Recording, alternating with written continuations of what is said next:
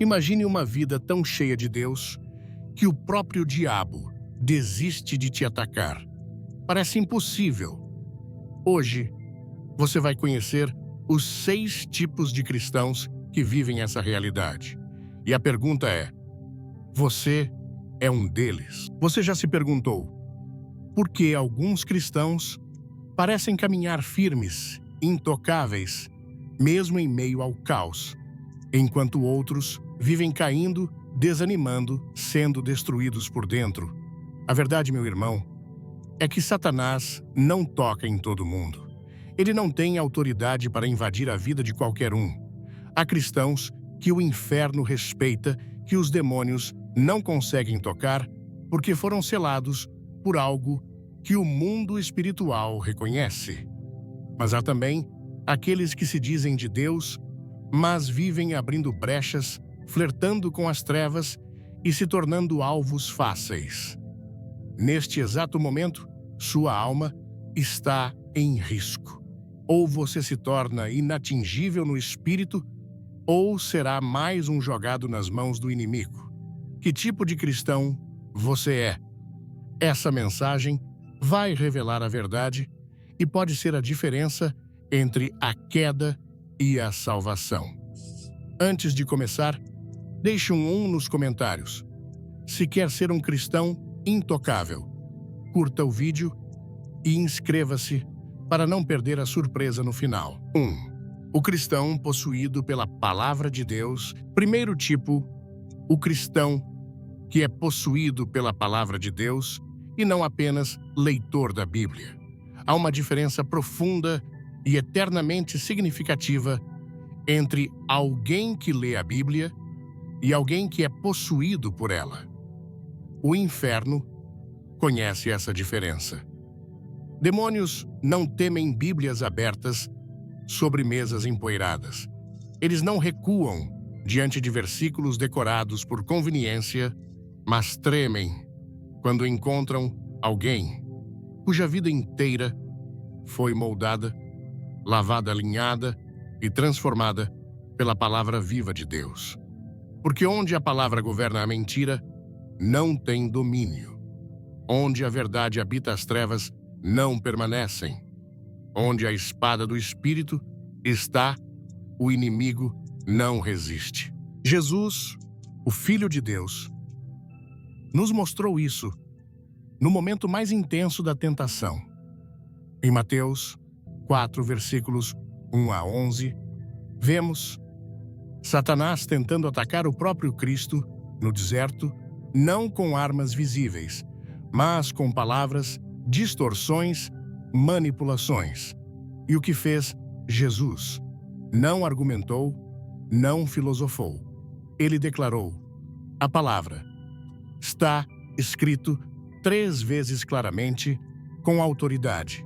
E o resultado? O diabo fugiu porque ele não suporta a verdade. Ele opera na confusão, ele semeia dúvida. Mas quando encontra um coração firmado na Escritura, ele bate em retirada. E aqui está a chave que poucos cristãos compreendem. A palavra de Deus não é um amuleto, é uma arma. É alimento, é escudo, é fogo, é vida. Há muitos que conhecem a letra, mas não conhecem o poder. Muitos sabem o texto, mas não vivem a essência. E é por isso que continuam sendo alvos fáceis. O diabo não teme crentes que carregam a Bíblia. Ele teme os que são carregados por ela. A diferença está em quem foi transformado por ela. Porque quando a palavra habita em alguém, ela altera o modo de pensar, falar, reagir, decidir amar e enfrentar. Ser omegal. Ser possuído pela palavra é muito mais do que ter uma rotina de leitura. É quando cada versículo lido se torna um tijolo em sua armadura espiritual. É quando os princípios de Deus passam a governar suas escolhas. É quando a obediência se torna prazer e o pecado algo inconcebível. É quando a voz de Deus se torna mais alta do que qualquer tentação ou engano. É quando, diante da dor, você diz: está escrito, o Senhor é o meu pastor e nada me faltará.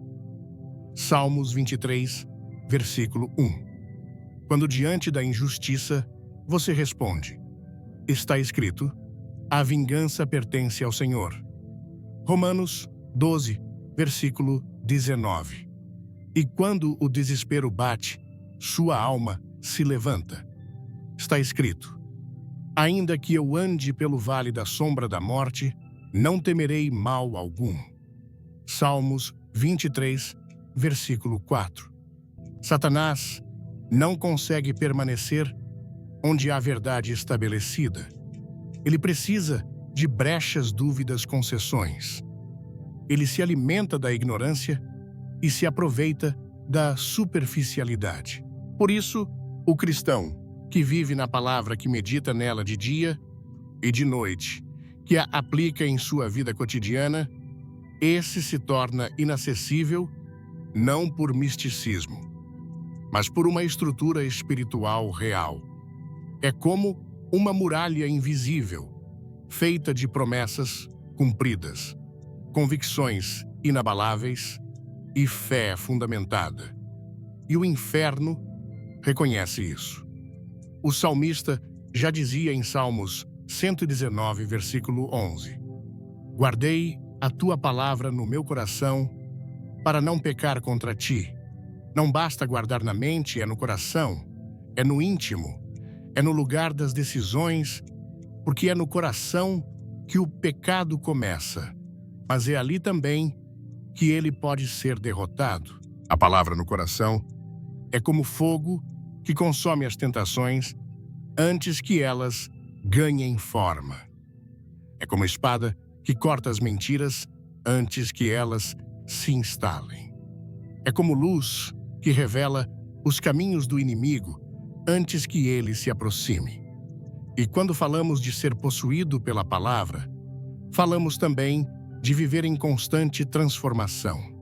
Hebreus 4, versículo 12, afirma: porque a palavra de Deus é viva e eficaz, mais cortante que qualquer espada de dois gumes, e penetra até a divisão da alma e do espírito, das juntas e medulas, e é apta para discernir os pensamentos e intenções do coração. Ela revela intenções, confronta, corrige. Não é um livro comum, é um espelho eterno, um espelho que não apenas mostra quem somos, mas nos molda conforme Cristo. O crente que a recebe como verdade absoluta e a coloca em prática se torna um verdadeiro discípulo. Ele não segue seus sentimentos, ele segue o que está escrito. E isso por si só já é uma ofensa ao inferno. Porque o mundo espiritual se move por legalidade. Satanás busca acusações válidas, mas quando encontra um coração submisso à verdade, ele não tem argumentos. É por isso que Jesus disse em João 8, versículo 32, conhecereis a verdade e a verdade vos libertará. O cristão, liberto pela verdade, já não é escravo do medo, da culpa, da vergonha ou da carne. Ele é livre, ele é forte, ele é consciente e, por isso, intocável. Você quer saber por que tantos vivem tropeçando no mesmo erro, caindo nos mesmos pecados, sendo vencidos pelas mesmas armadilhas, porque não estão cheios da palavra, estão cheios de vozes, opiniões, distrações, emoções, mas vazios da verdade. E onde não há verdade, a mentira se estabelece. Onde não há convicção, a tentação domina. Onde não há espada, o inimigo invade. Mas aquele que se alimenta da palavra todos os dias se torna sólido como rocha. E o vento pode soprar, a chuva pode cair, as águas podem bater, mas a casa não cai, porque está firmada sobre algo eterno. Se esta mensagem tocar seu coração, comente. Amém. Dê um like e inscreva-se no canal. Fique até o final. Tem algo especial para você. A palavra precisa voltar a ser prioridade. Ela não pode ser apenas parte do seu devocional. Ela precisa ser o seu chão, o seu teto, o seu norte. Ela deve guiar suas decisões, seus relacionamentos, seus negócios, seus pensamentos. Porque um crente sem palavra é como um soldado sem espada, é alvo fácil, é presa frágil. Mas um crente cheio da palavra é território perigoso para o diabo. Ele carrega fogo nos lábios, autoridade no espírito e firmeza na alma. E a pergunta que ecoa hoje é: o quanto da palavra habita em você? Não o quanto você lê, mas o quanto você vive. Porque o que te protege não é o que está sublinhado na sua Bíblia, é o que está gravado no seu caráter. Satanás não recua diante de palavras bonitas, mas ele treme diante de um coração que decidiu crer, obedecer e permanecer. É tempo de voltar à Escritura, não para conhecê-la intelectualmente, mas para ser transformado por ela. Porque quando a palavra passa a viver em nós, deixamos de ser apenas leitores e nos tornamos espelhos da glória de Deus. E então, o inimigo reconhece: aqui eu não posso tocar. 2. O cristão que vive em santidade secreta. Segundo tipo, o cristão que vive em santidade secreta e não em aparência religiosa. A grande tragédia da nossa geração é confundir reputação com santidade. Enquanto a reputação é o que os homens veem, a santidade verdadeira é aquilo que Deus conhece no secreto. E é ali, longe dos holofotes, onde ninguém aplaude, onde ninguém observa, que se constrói a fortaleza que impede o avanço do inimigo. É nesse lugar escondido da alma onde decisões são tomadas quando ninguém está olhando que a verdadeira proteção espiritual é forjada. Porque o diabo não respeita imagem, posição ou discurso bonito. Ele reconhece integridade. Ele sente o cheiro da santidade. Ele enxerga quem vive de forma alinhada com o céu. Jó é o retrato vivo dessa realidade. Um homem comum que viveu entre nós, mas que possuía algo raro, um caráter irrepreensível diante de Deus. Em Jó 1, versículo 8, o próprio Senhor declara ao adversário: observaste o meu servo Jó, porque não há na terra ninguém semelhante a ele, homem íntegro e reto, temente a Deus, e que se desvia do mal. E é logo em seguida que Satanás responde com uma frase reveladora, em Jó 1, versículo 10. Porventura, não o cercaste com uma cerca ao redor dele, da sua casa e de tudo quanto tem. Aqui está o mistério revelado. Existe uma cerca espiritual que Deus levanta ao redor de quem vive em santidade secreta, e nem o diabo pode atravessá-la. Essa proteção não é fruto de palavras religiosas, mas de uma vida rendida. Jó não precisava exibir espiritualidade para os outros, porque o céu já havia dado testemunho sobre ele. E é esse tipo de crente que o inferno não consegue derrubar. Porque enquanto muitos estão preocupados com aparência, com status, com reconhecimento, com prestígio, os que vivem em santidade no íntimo estão sendo blindados pelo próprio Deus. Eles não precisam provar nada. Eles apenas vivem. Vivem com integridade, com temor, com coerência entre o que dizem e o que fazem. E aqui mora o grande perigo da religiosidade. Ela forma atores e não guerreiros. Forma gente que sabe impressionar no público, mas que cai no privado. Gente que sabe orar alto na congregação, mas vive negociando com o pecado no segredo. Gente que canta bem, prega bonito, mas quando ninguém está olhando, se entrega àquilo que desagrada ao Espírito Santo. E o resultado é devastador. Não há muralha, não há cerca, não há autoridade. E o inimigo entra. Santidade não é uma máscara, é uma escolha diária. E essa escolha é feita no escuro, no silêncio, quando ninguém está aplaudindo. É quando o celular está na mão e o Espírito Santo diz não. É quando o desejo de responder com raiva aparece, mas você escolhe o fruto do Espírito. É quando ninguém veria, ninguém saberia, mas você decide obedecer mesmo assim. Isso é santidade secreta. É vida no altar. E é esse tipo de vida que provoca o reconhecimento do céu e o temor do inferno. Há uma geração hoje que sabe construir imagem, mas não sabe manter comunhão. Sabe fazer marketing, mas não sabe calar-se em reverência diante de Deus. Sabe se posicionar nas redes sociais, mas não sabe se dobrar diante do trono.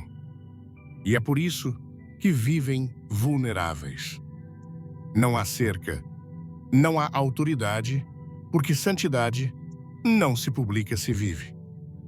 E se não houver verdade no secreto, o brilho no público não vale nada. O inimigo não respeita quem impressiona multidões. Ele teme quem agrada a Deus. A santidade de Jó não nasceu de rituais vazios. Ela era fruto de uma decisão de vida. Ele temia a Deus e se desviava do mal. Não apenas resistia ao pecado, ele o evitava. Ele não negociava. Ele não flertava com a tentação. Ele fugia. E isso é o que falta em muitos o desvio. Porque hoje há quem ore, mas não fuja do mal. Há quem gele, mas mantenha alianças com aquilo que corrompe. E não há poder onde há contradição. Quando vivemos com o coração puro diante de Deus, mesmo que tudo desmorone ao nosso redor, há uma segurança espiritual que nos sustenta. Jó perdeu tudo, bens, filhos, saúde, mas não perdeu sua posição diante de Deus. E isso foi suficiente. Mesmo no pó e na cinza, ele manteve sua integridade porque ela não dependia de circunstâncias. Era uma escolha de alma. Era aliança com o céu. Quer descobrir se você é intocável para o inimigo? Comente, quero saber, curta e se inscreva. Não pule o final. Vai te surpreender. E Satanás, mesmo com toda a sua fúria, não conseguiu corromper o que havia dentro dele. O desafio hoje é claro. Você vive santidade de verdade ou uma performance espiritual? O que você faz quando ninguém vê? Quais decisões você toma quando está sozinho? A vida secreta de um homem é o que define sua verdadeira força espiritual. Porque é ali que Deus sonda. É ali que o inimigo tenta entrar. É ali que se forma a cerca ou a brecha. E se o que há em você no oculto for verdadeiramente consagrado, o céu te guardará. A santidade não é opcional. Ela é um chamado. Hebreus 12, versículo 14 declara: segui a paz com todos e a santificação, sem a qual ninguém verá o Senhor. Isso não é uma sugestão, é um alerta. Quem não anda em santidade está espiritualmente cego. Não vê a glória, não percebe os ataques, não discerne os perigos e por isso cai. Por isso, vive de aparência de instabilidade, de ciclos de queda. Mas aquele que decide viver separado para Deus mesmo, no meio da corrupção, encontra força para resistir. Não se trata de perfeição, trata-se de decisão. Deus não busca santos por mérito. Ele busca corações quebrantados, dispostos a serem transformados. E quando essa decisão é tomada, algo acontece no mundo espiritual. Deus levanta muros, o céu se alinha. O inimigo perde acesso, porque santidade é o ambiente onde Deus habita.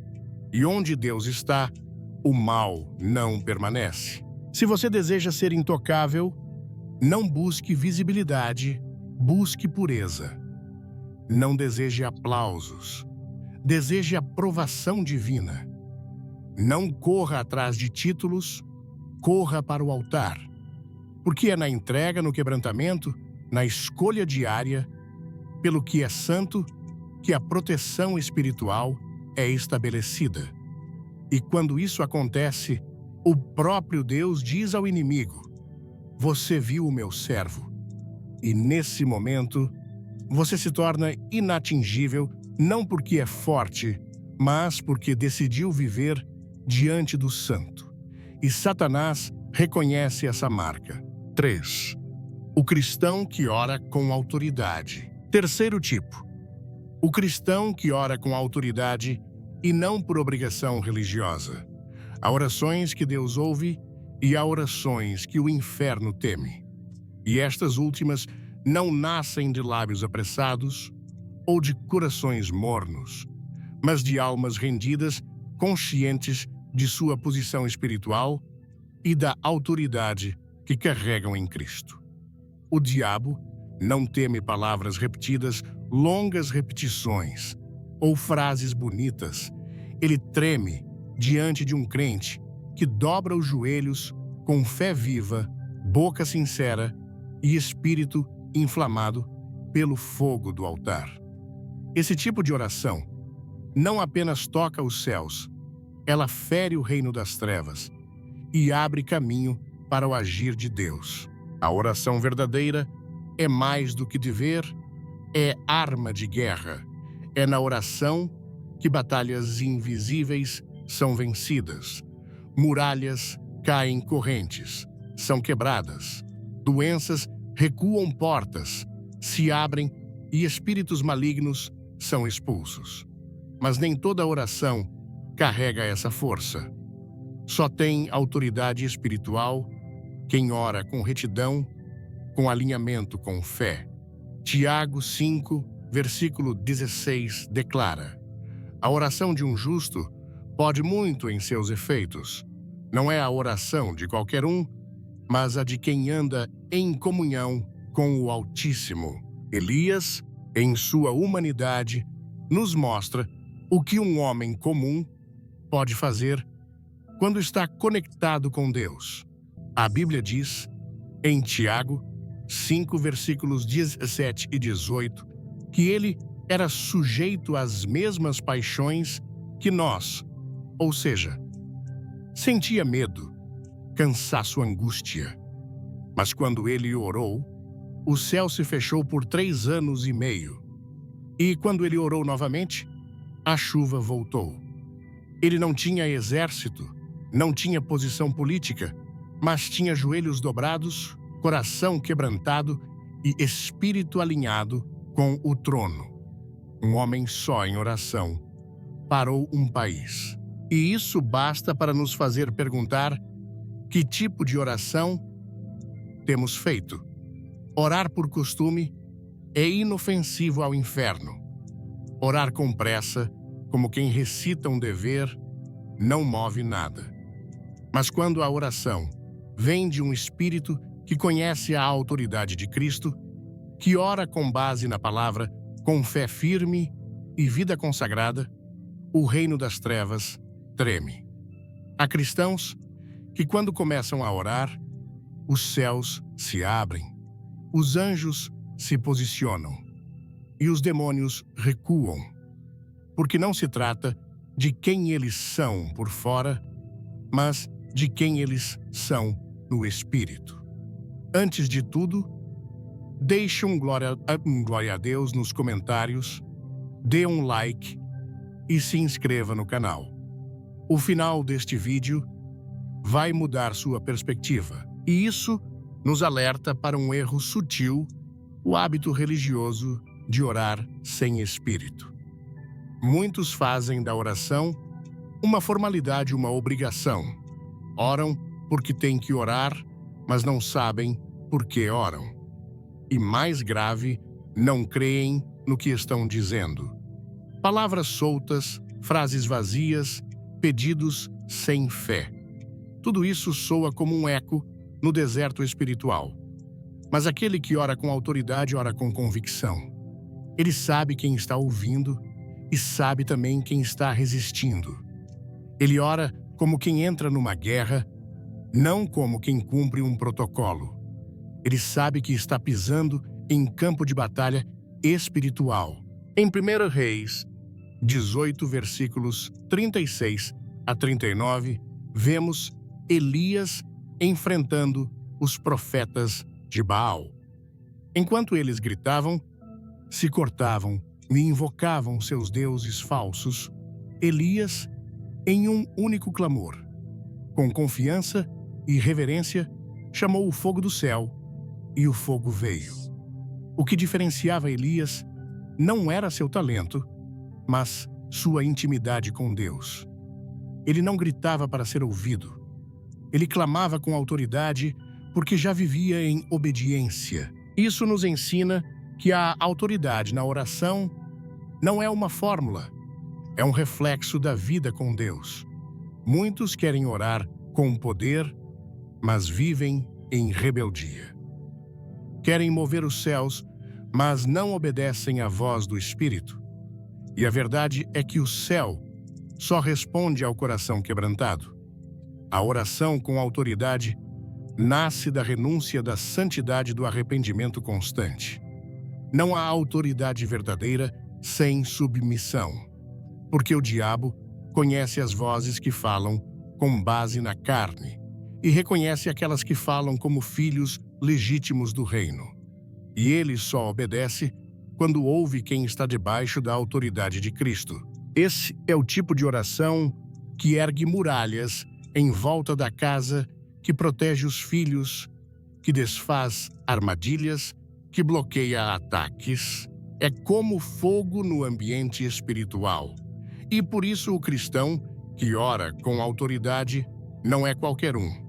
Ele é um terror para o inferno, onde ele pisa a mudança, onde ele clama a libertação, onde ele intercede, algo acontece porque ele não depende da emoção. Ele ora com base na palavra, e a palavra é a espada que corta as trevas. A oração precisa voltar a ser prioridade, não como um peso, mas como uma arma, como fôlego, como sobrevivência. O crente que não ora é como um soldado que entra em guerra sem munição. Vive caindo, vive confuso, vive fraco, porque não fala com o general. Mas aquele que faz da oração seu lugar secreto se torna inabalável. Ele não é dominado pelos ventos da dúvida. Ele não é abalado pelas ameaças do inimigo, porque ele já falou com Deus. E quando alguém fala com Deus de verdade, ele volta diferente. O inimigo quer te distrair. Ele quer que você ore com pressa, que você troque oração por entretenimento, que você dependa da oração dos outros, mas não desenvolva sua própria vida de clamor. Porque ele sabe, um cristão que ora é incontrolável para as trevas. Ele sabe que quando você fechar a porta do quarto e se ajoelhar com fé muralhas, vão cair correntes, vão romper, e a voz de Deus vai se manifestar. A pergunta que ecoa é: você ora com autoridade ou apenas por costume? Suas orações têm provocado movimento espiritual ou são apenas ruído no céu? porque oração sem fé é barulho, mas oração com fé é impacto. E oração com fé, com obediência, com autoridade, essa muda atmosferas, quebra cadeias, silencia o inimigo. E talvez seja por isso que Satanás faz tudo para te manter longe da oração, porque ele sabe que no dia em que você entender o poder que há em falar com Deus de verdade, a sua vida nunca mais será a mesma. Ele sabe que um joelho dobrado com sinceridade derrota mais do que 1000 palavras ditas em público. E é por isso que o Espírito Santo te chama: volte a orar. Não com medo, mas com fé. Não com culpa, mas com ousadia. Não com religiosidade, mas com autoridade. Porque o céu está ouvindo e o inferno está prestando atenção. 4. O cristão que rompe com as trevas. Quarto tipo. O cristão que rompe com as trevas e não mantém alianças ocultas. Não há meio termo entre a luz e as trevas. Ou você está de um lado ou está do outro. Não existe neutralidade no mundo espiritual. Satanás não respeita um crente que ainda guarda áreas ocultas em sua vida, pequenas concessões, pecados tolerados, alianças secretas que ninguém vê, mas que ele conhece. O cristão que deseja ser intocável precisa entender esta verdade com urgência. Qualquer acordo com as trevas, por menor que pareça, é uma porta aberta para o inimigo agir. O diabo não precisa de um castelo inteiro. Ele entra por uma rachadura. O Evangelho não é uma proposta de convivência com o pecado, é um chamado para a ruptura total. Jesus não morreu na cruz para que vivêssemos com uma aparência de santidade, enquanto mantemos alianças escondidas com aquilo que o ofende. O sangue de Cristo purifica, mas também exige separação. Um cristão que se torna perigoso para o inferno é aquele que decide, de forma radical, cortar qualquer ligação com aquilo que desagrada a Deus. Ananias e Safira são um retrato trágico do perigo de manter pecados escondidos dentro da comunidade de fé. Em Atos 5, versículos 1 a 11, eles decidiram vender uma propriedade e, de comum acordo, reter parte do valor, enquanto fingiam doar tudo. A mentira estava encoberta, ninguém saberia, mas o Espírito Santo viu. E quando Pedro confronta Ananias, ele diz em Atos 5, versículo 3: porque encheu Satanás o teu coração, para que mentisses ao Espírito Santo. A consequência foi imediata: morte, julgamento, exposição. Isso nos mostra que a aliança secreta com a mentira é uma brecha fatal. Se você crê que Deus tem algo novo para você, comente. Eu creio, curta e inscreva-se. Fique até o fim. Há uma revelação poderosa esperando. O diabo não precisa que você negue a fé publicamente. Ele só precisa que você esconda algo, um relacionamento fora da vontade de Deus, um pecado acariciado na mente, um vício tolerado em silêncio, um hábito impuro cultivado no escuro. É nessas áreas secretas que ele se instala. O perigo não está apenas no que se faz, está no que se permite permanecer. E muitos vivem derrotados, sem força espiritual, sem discernimento, porque ainda não romperam com o que os conecta às trevas. Viver na luz é uma decisão diária. É escolher a transparência, a verdade, a pureza. Não significa perfeição, mas disposição de abandonar tudo aquilo que enfraquece o espírito, É por isso que Efésios 5, versículo 11, nos adverte: e não comuniqueis com as obras infrutíferas das trevas, mas antes condenai-as. O cristão, que quer ser intocável, precisa se posicionar claramente.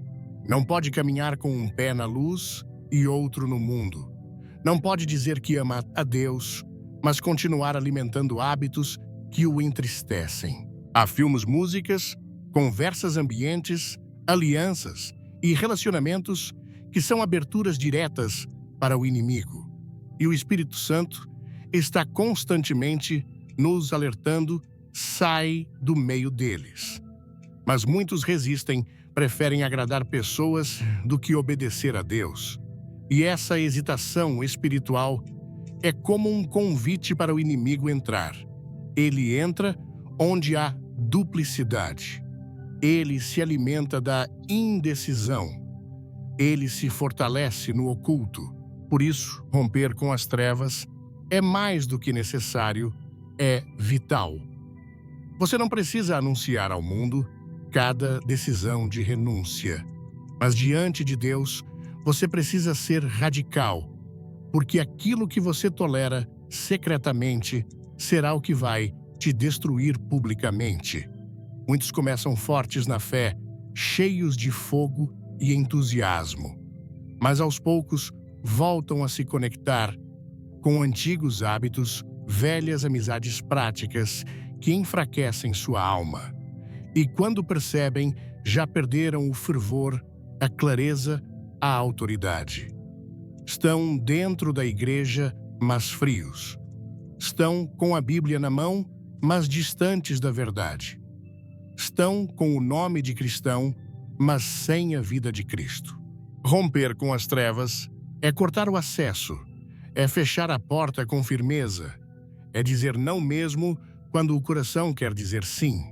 É apagar o número, é sair do grupo, é jogar fora aquilo que contamina, é excluir o conteúdo, é deixar o ambiente, é escolher a vida mesmo que custe tudo. Porque não há vitória sem renúncia, não há proteção sem separação, não há autoridade sem santificação. Deus nunca chamou ninguém para ser quase santo. O chamado é para ser luz no meio das trevas. E a luz não negocia com a escuridão. A luz expulsa, revela, denuncia. O cristão que o diabo não toca é aquele que não tem nada em comum com ele. Jesus disse em João 14, versículo 30. Aí vem o príncipe deste mundo, e ele nada tem em mim. Nada, nenhuma brecha, nenhuma sombra, nenhuma área em que Satanás pudesse se agarrar.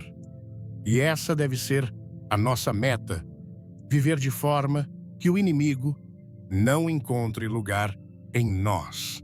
É hora de fazer uma limpeza espiritual, não apenas externa, mas profunda. Examinar o coração, confrontar a consciência, trazer à luz tudo o que ainda está escondido. E quando isso acontece, a graça de Deus vem com poder. O arrependimento verdadeiro liberta, limpa, restaura. O sangue de Jesus ainda tem poder para apagar toda a mancha, mas a condição é clara: confissão, abandono, ruptura. Você não pode ser amigo de Deus e cúmplice das trevas.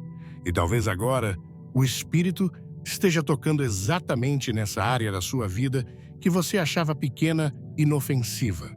Talvez seja aquele hábito secreto, aquele pensamento que você alimenta aquela pessoa com quem você sabe que precisa romper. E a voz de Deus está dizendo: rompa agora, porque o amanhã pode ser tarde. O pecado que hoje é tolerado, amanhã será uma prisão. Mas se você decidir andar na luz, mesmo com lutas, mesmo com fraquezas, Deus te guardará. Não há meio caminho para quem quer ser intocável. Não há meio arrependimento, meio compromisso, meio renúncia. Ou você rompe com as trevas, ou será dominado por elas. Mas, se você decidir ainda hoje colocar tudo diante de Deus, confessar, renunciar, abandonar então o inimigo, perderá o direito que tinha sobre sua mente, suas emoções, sua casa, sua fé, e o céu te levantará com autoridade e paz. Essa é a escolha dos fortes, dos que entenderam que não dá mais para negociar com o pecado, não dá mais para manter portas entreabertas. É tudo ou nada. É luz ou trevas. É vida ou destruição. E os que rompem com as trevas, mesmo que percam muitas coisas, no processo, ganham algo que o mundo não pode oferecer: proteção divina, autoridade espiritual e um coração livre da culpa e da opressão. E diante disso, o diabo recua, porque ele sabe que não pode tocar onde a luz reina sem mistura. 5. O cristão que anda em comunhão com o corpo. Quinto tipo: o cristão que anda em comunhão com o corpo e não vive isolado na fé. Uma das estratégias mais eficazes do inimigo sempre foi o isolamento. Ele sabe que, separado do rebanho, até mesmo a ovelha mais forte se torna vulnerável. Cristãos que se afastam da comunhão enfraquecem espiritualmente sem perceber. É um processo lento, sutil, quase imperceptível a princípio, mas mortal na essência. Primeiro, se afastam do convívio com irmãos. Depois, evitam exortações, rejeitam correções. E, por fim, tornam-se presas fáceis para o engano, a tentação e a opressão. A Bíblia nunca chamou ninguém para viver a fé sozinho. O plano de Deus sempre foi um povo, um corpo, uma família. Cristãos isolados são alvos preferidos de Satanás. Ele os cerca com mentiras, alimenta ressentimentos, semeia desconfiança e os faz pensar que são autossuficientes. Mas o cristão que caminha em comunhão, que se submete, que compartilha, que se deixa edificar, esse é protegido por uma unção que flui do corpo. Não estamos falando de uma simples participação em cultos. Estamos falando de uma vida comprometida com os irmãos, enraizada na vida da igreja, conectada com a verdade, com amor e com responsabilidade mútua. Jesus advertiu Pedro de forma direta e reveladora em Lucas 22, versículos 31 e 32. Simão, Simão, eis que Satanás vos pediu para vos peneirar como trigo, mas eu roguei por ti, para que a tua fé não desfaleça. O inimigo queria separar, peneirar, balançar a fé de Pedro, mas havia alguém intercedendo. E essa é a beleza da comunhão. Quando você está fraco, há alguém de joelhos por você. Quando você vacila, há alguém te levantando. Isso é proteção espiritual. É rede de sustento. É blindagem coletiva. Quem caminha só escolhe viver sem cobertura. Quem rejeita o corpo, rejeita a força que Deus derramou sobre a igreja. Não é possível ser um cristão intocável, vivendo em independência espiritual. O orgulho de caminhar sozinho, de não prestar contas, de não se submeter, é um dos maiores perigos da vida cristã. Deus colocou o crente dentro de um corpo com propósito, porque há cura na comunhão, há sabedoria na correção e há refúgio no amor mútuo. O diabo trabalha para destruir relacionamentos dentro da igreja.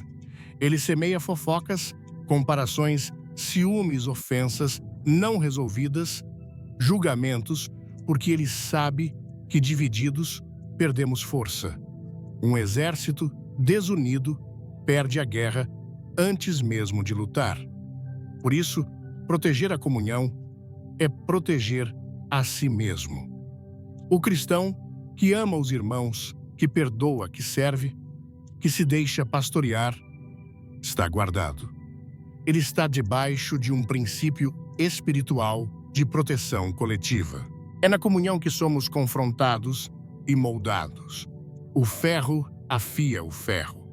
E embora isso doa às vezes, é necessário porque ninguém vê o próprio ponto cego. Precisamos de irmãos que nos digam a verdade, que nos alertem quando estamos desviando, que nos puxem de volta para a luz, quando começamos a escurecer por dentro. A exortação, quando feita em amor, é vida. E só quem valoriza isso se mantém em pé. Há também uma unção, que só é liberada quando estamos juntos. Salmos 133, versículos 1 a 3, declara: "Oh, quão bom e quão suave é que os irmãos vivam em união." Ali, o Senhor ordena a bênção e a vida para sempre. Deus ordena a bênção onde há unidade, onde há comunhão sincera. Isso significa que há níveis de graça, de força espiritual e de manifestação divina que só experimentamos quando estamos em comunhão verdadeira com o corpo de Cristo. Muitos pensam que por conhecerem a Bíblia, por orarem sozinhos ou por terem experiências espirituais isoladas, podem desprezar a vida em comunidade. Mas isso é um engano sutil e destrutivo, porque a plenitude do crescimento espiritual só acontece dentro do corpo.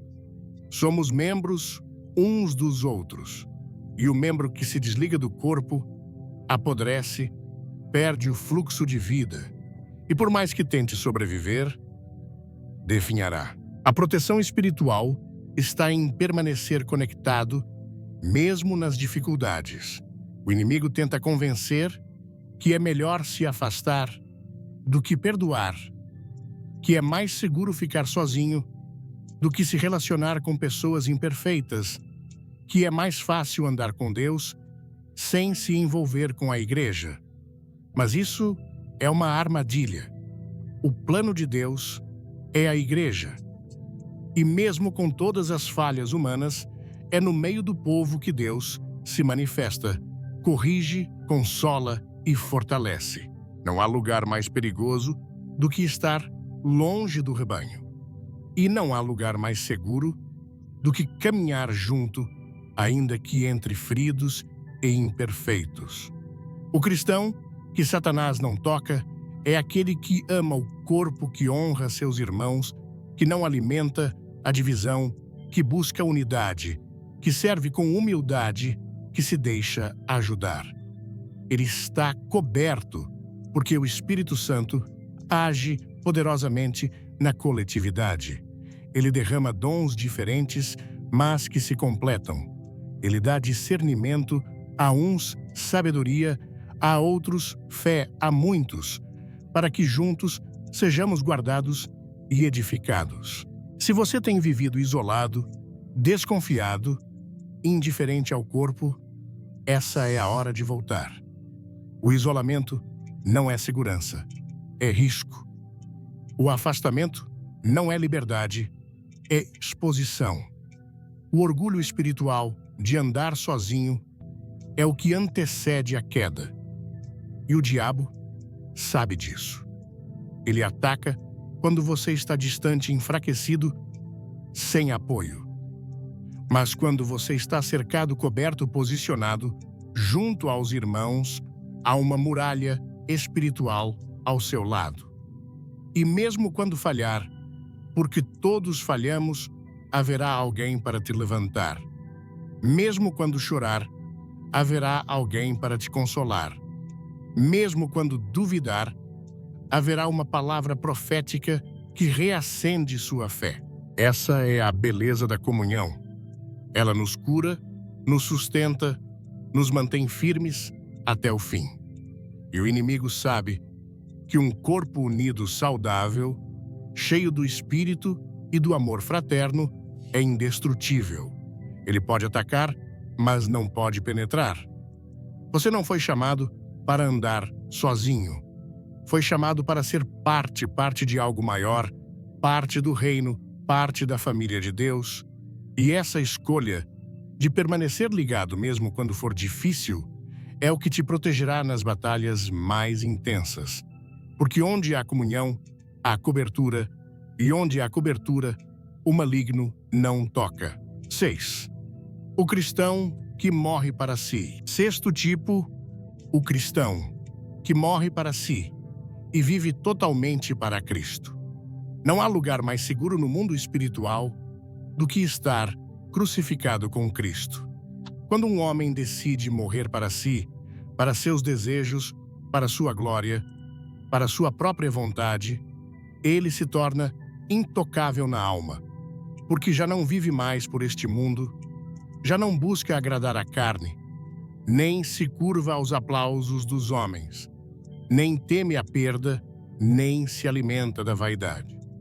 Ele vive totalmente para Cristo, e por isso o inimigo não encontra brechas, nem argumentos, nem acesso. Paulo declarou com autoridade em Gálatas 2, versículo 20: Fui crucificado com Cristo, e já não sou eu quem vive, mas Cristo vive em mim. Esse é o ápice da maturidade espiritual.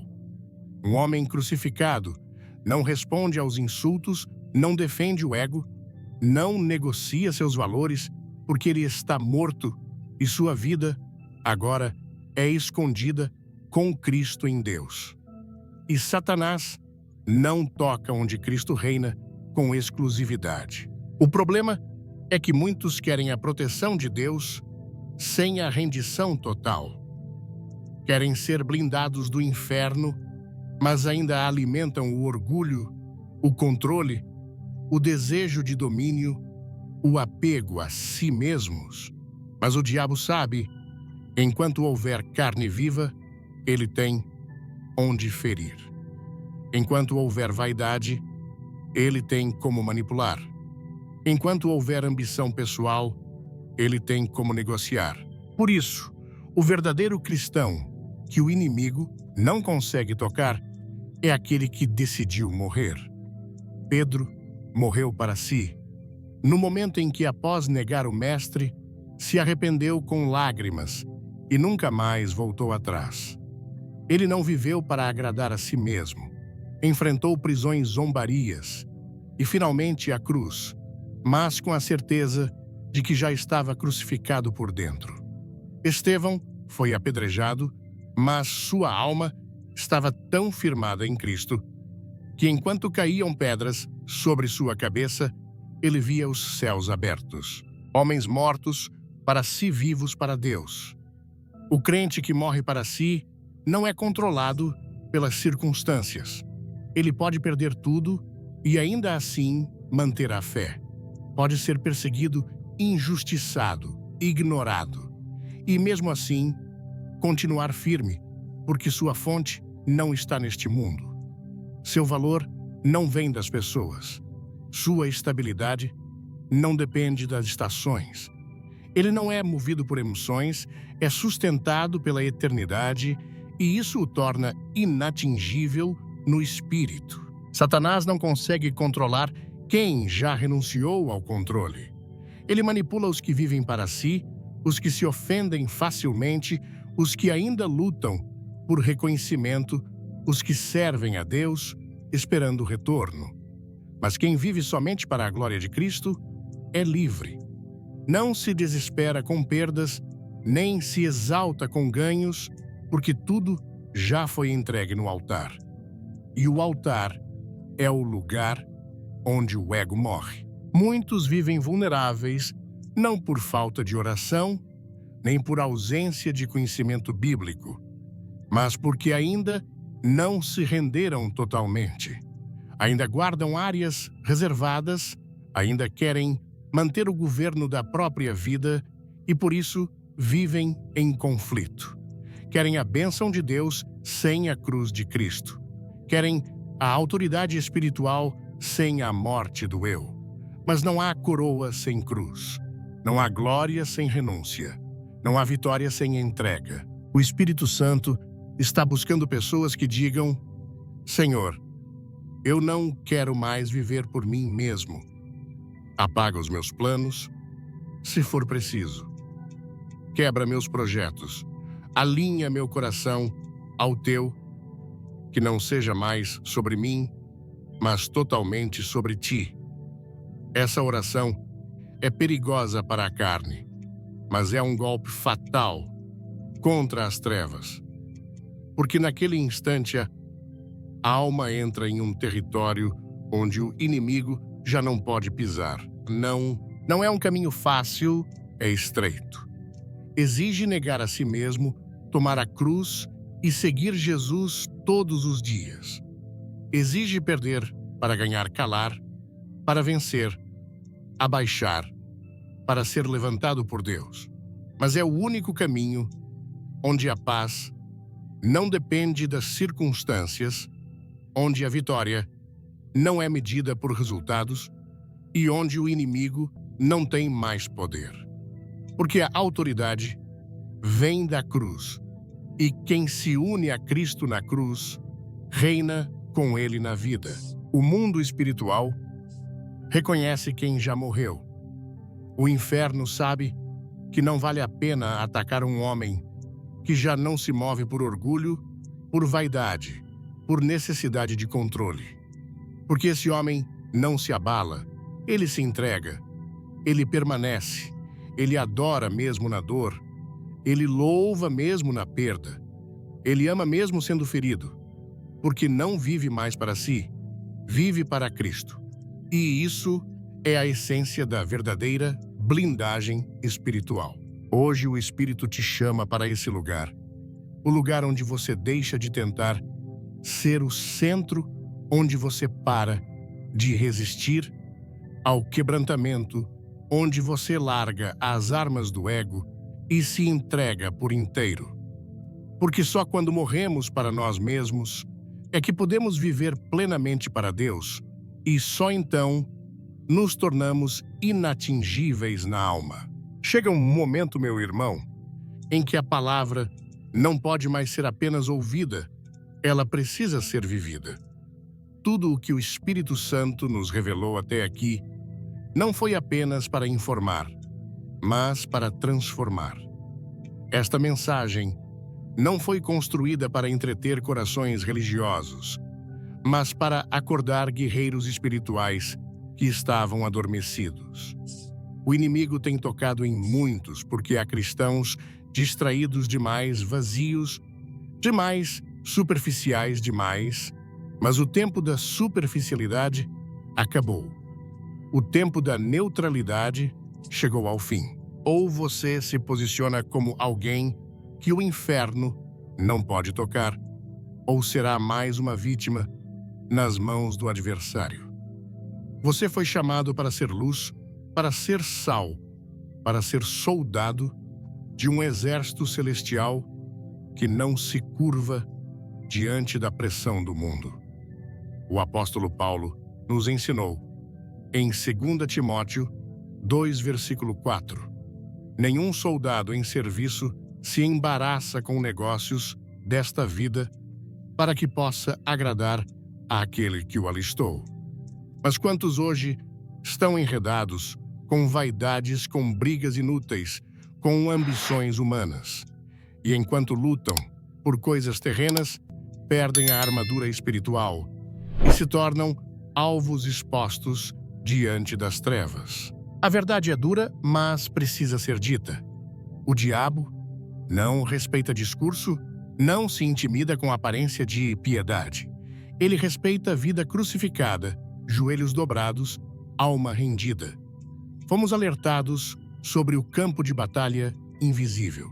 O mundo espiritual é mais real do que tudo o que podemos ver, tocar ou sentir.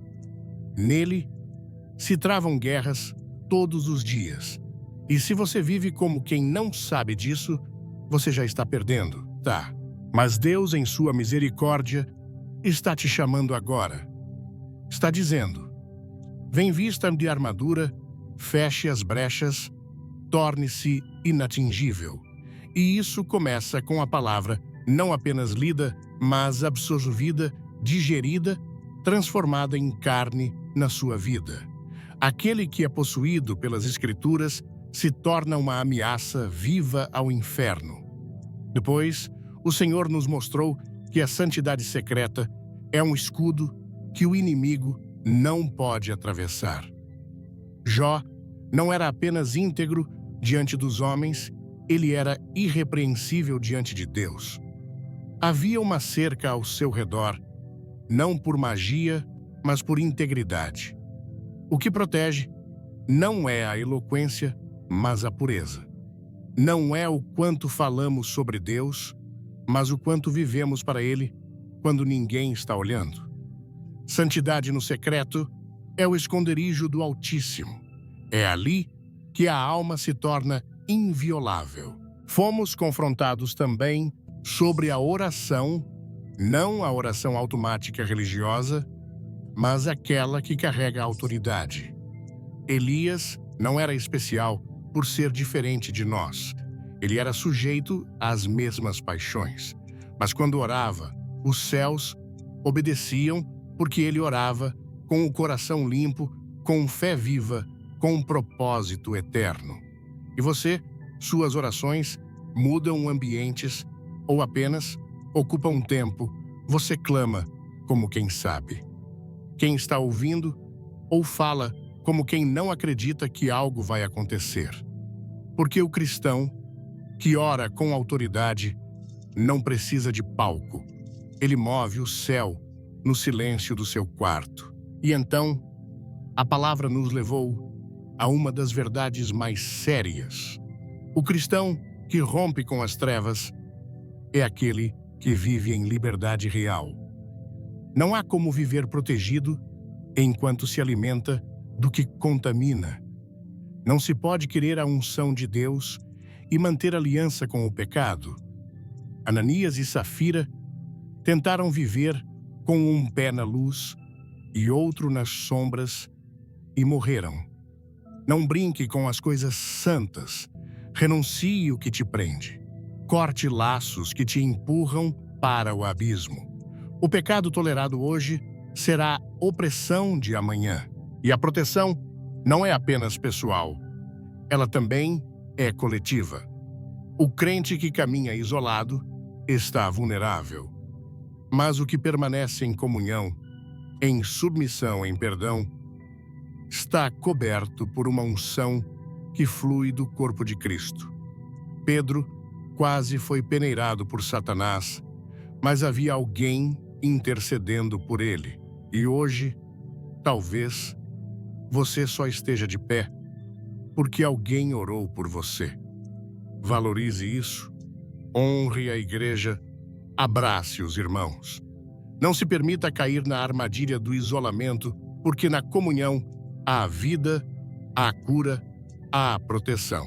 E como ápice, o Senhor nos levou à cruz, ao ponto onde tudo se resume morrer para si mesmo e viver totalmente para Cristo. Não há cristão mais blindado do que aquele que já morreu para este mundo. Ele não se ofende, não negocia a verdade, não teme o futuro, porque tudo já está entregue. E onde há entrega, há paz. Onde há rendição, há autoridade. O inferno recua diante de um coração crucificado, porque ali não há mais ego, não há vaidade, não há orgulho, só Cristo. Ao ouvir a mensagem poderosa sobre os 6 tipos de cristãos que Satanás não toca meu coração, foi profundamente tocado por uma verdade que ressoa como um chamado urgente do Espírito Santo. Essa mensagem não é apenas um sermão, mas um mapa espiritual que revela o caminho para uma vida cristã inabalável, protegida e cheia de autoridade. Cada tipo de cristão descrito, o possuído pela palavra, o que vive em santidade secreta, o que ora com autoridade, o que rompe com as trevas, o que anda em comunhão e o que morre para si, é como uma peça de uma armadura espiritual que Deus nos convida a vestir.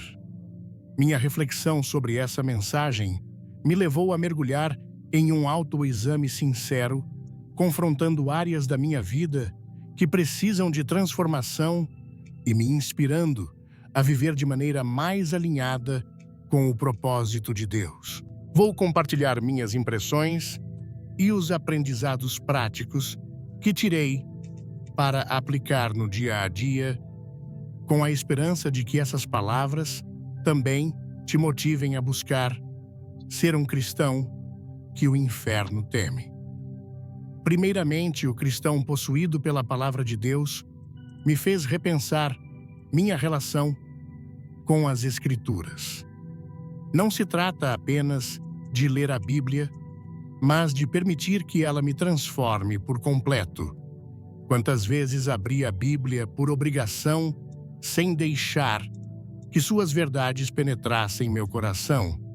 A mensagem me confrontou. O diabo não teme versículos decorados, mas treme diante de uma vida moldada pela palavra viva. Em Mateus 4, versículos 1 a 11, Jesus enfrentou Satanás no deserto com "Está escrito", mostrando que a palavra é uma arma poderosa, um escudo que desarma o inimigo. Isso me desafia a fazer da Bíblia minha bússola diária. Aplicando isso na vida, decidi reservar um tempo diário para meditar nas Escrituras. Não apenas lê-las, mas orar com elas, anotar versículos que falam ao meu coração e aplicá-los em decisões práticas.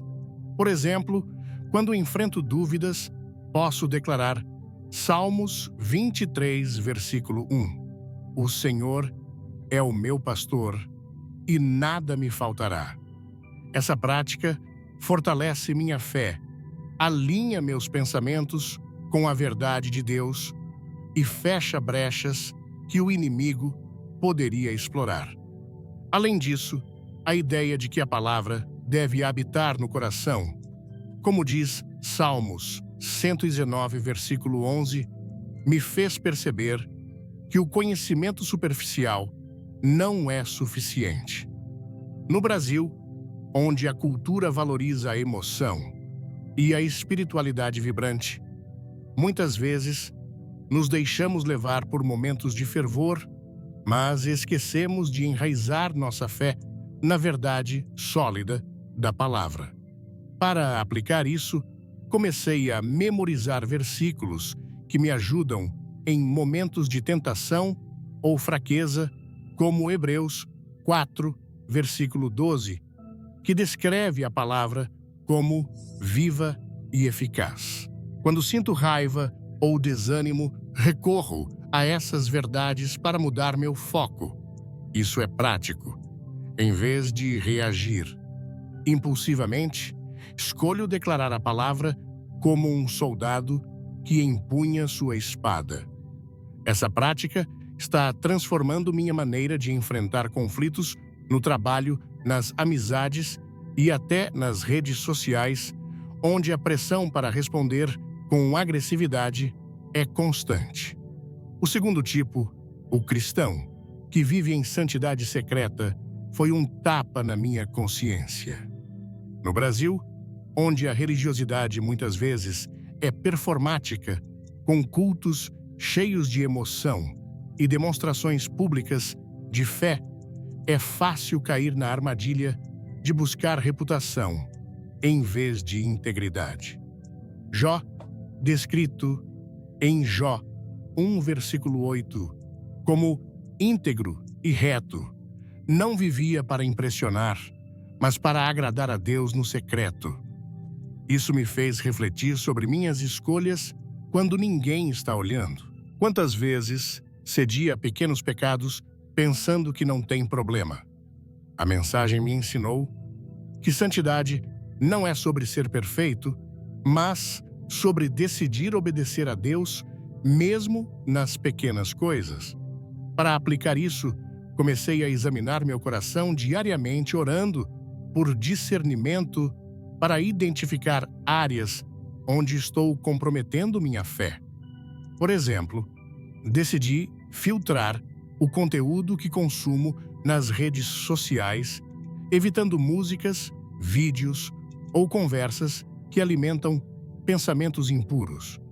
Essa escolha, embora difícil em uma cultura tão conectada como a nossa, fortalece minha muralha espiritual.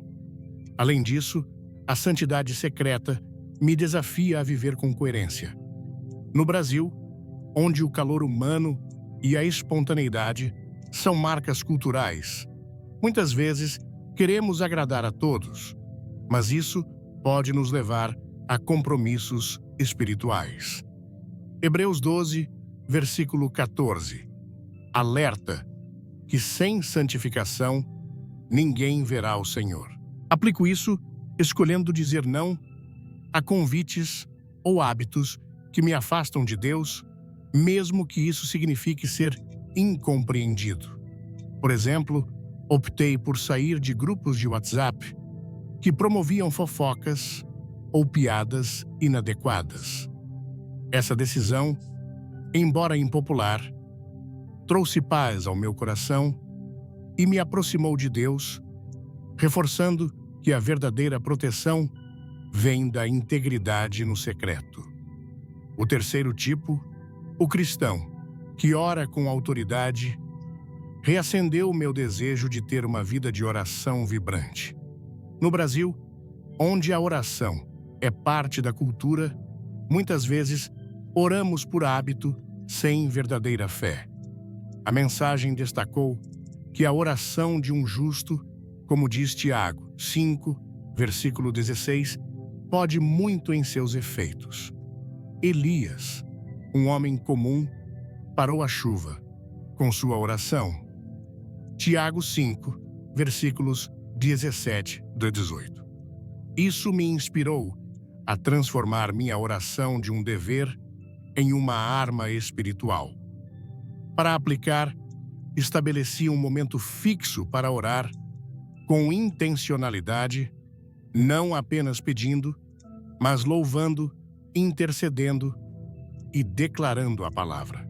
Por exemplo, quando enfrento ansiedade no trabalho, oro, com base em Filipenses 4, versículo 6. Não andeis ansiosos por coisa alguma. Essa prática mudou minha perspectiva, trazendo paz e autoridade espiritual para enfrentar desafios. Além disso, aprendi que a oração com autoridade exige uma vida alinhada com Deus. No Brasil, onde a religiosidade pode ser barulhenta, com cultos cheios de emoção, é fácil confundir fervor com fé genuína. Decidi orar com mais sinceridade, confessando pecados e buscando a vontade de Deus, em vez de repetir frases prontas. Isso está impactando minha família. Comecei a orar com meus filhos, ensinando-os a falar com Deus de forma verdadeira. Essa mudança fortalece nossa casa e cria um ambiente onde o inimigo não encontra espaço. O quarto tipo, o cristão, que rompe com as trevas, foi um chamado à radicalidade. No Brasil, onde a cultura mistura espiritualidade com tradições populares, é fácil tolerar pequenos pecados como mentiras ofensivas ou hábitos questionáveis. A história de Ananias e Safira, Atos 5, versículos 1 a 11, me alertou sobre o perigo de alianças ocultas. Para aplicar, fiz uma limpeza espiritual na minha vida, identificando áreas onde mantinha brechas, como assistir a conteúdos que glorificam a violência ou manter amizades que me afastam de Deus. Decidi romper com esses laços, mesmo que isso significasse perder contatos. Por exemplo, saí de um grupo de amigos que insistiam em práticas que eu sabia serem erradas. Essa escolha foi dolorosa, mas trouxe liberdade espiritual e me lembrou de Efésios 5, versículo 11. Não comuniqueis com as obras infrutíferas das trevas. Esse rompimento exige coragem, especialmente em uma cultura brasileira que valoriza a coletividade e o jeitinho. Mas aprendi que obedecer a Deus vem antes de agradar pessoas. Apliquei isso também nas minhas escolhas de entretenimento, substituindo séries que glorificam o pecado por conteúdos edificantes. Pequenas decisões como essa estão construindo uma vida mais pura, onde o inimigo perde acesso. O quinto tipo, o cristão que anda em comunhão, tocou profundamente meu coração. No Brasil, onde a comunidade é essencial, muitas vezes nos afastamos da igreja por ofensas ou desânimo. A advertência de Jesus a Pedro, em Lucas 22, versículos 31 e 32, sobre Satanás querer peneirá-lo, me fez valorizar a proteção que vem da comunhão. Para aplicar, decidi me envolver mais na minha igreja, participando de grupos pequenos e servindo em ministérios. Por exemplo, comecei a ajudar na escola dominical, o que me conectou com irmãos que oram por mim e me exortam. Essa comunhão me mantém firme, especialmente em momentos de fraqueza, e reflete Salmos 133, versículo 1. Quão bom e quão suave é que os irmãos vivam em união. Além disso, aprendi a perdoar rapidamente ofensas na igreja, algo comum em comunidades brasileiras, onde as emoções são intensas. Em vez de guardar mágoas, escolho conversar e restaurar relacionamentos, sabendo que a unidade é uma muralha contra o inimigo. Essa prática tem transformado minhas relações e me dado uma rede de apoio espiritual que me sustenta. Por fim, o sexto tipo, o cristão que morre para si, é o mais desafiador. Gálatas 2, versículo 20, onde Paulo diz: fui crucificado com Cristo, me confrontou com o meu ego. No Brasil, onde a busca por reconhecimento é forte, seja nas redes sociais ou na vida social, é fácil viver para a própria glória. Mas a mensagem me ensinou que a verdadeira proteção vem da rendição total a Cristo. Para aplicar, comecei a orar diariamente: Senhor, que não seja sobre mim, mas sobre Ti. Isso mudou minhas prioridades. Em vez de buscar aplausos, busco agradar a Deus. Por exemplo, no trabalho, parei de me preocupar com promoções e comecei a servir com humildade, confiando que Deus me honrará no seu tempo. Essa rendição também me levou a abrir mão de sonhos pessoais que não estavam alinhados com a vontade de Deus. Foi difícil, mas trouxe uma paz que o mundo não oferece. Em momentos de dor, como quando enfrentei uma perda recente, escolhi adorar em vez de murmurar, confiando que Cristo vive em mim.